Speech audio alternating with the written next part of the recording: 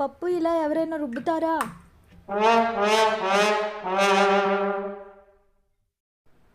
Wait, ఎలా రుబ్బాలో నేను చూపిస్తాను, ఆగు.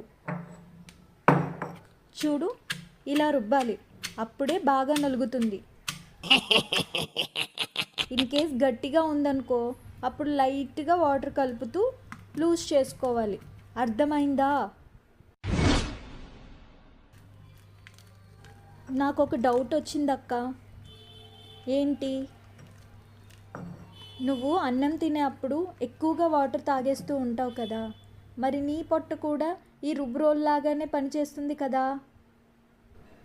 మరీ అంత ఎక్కువ స్పైసీగా ఉన్న ఫుడ్ తిని ఎక్కువ వాటర్ తాగుతూ ఉంటే నీ పొట్ట ఎలా బాగా రుబ్బుతుందా అని.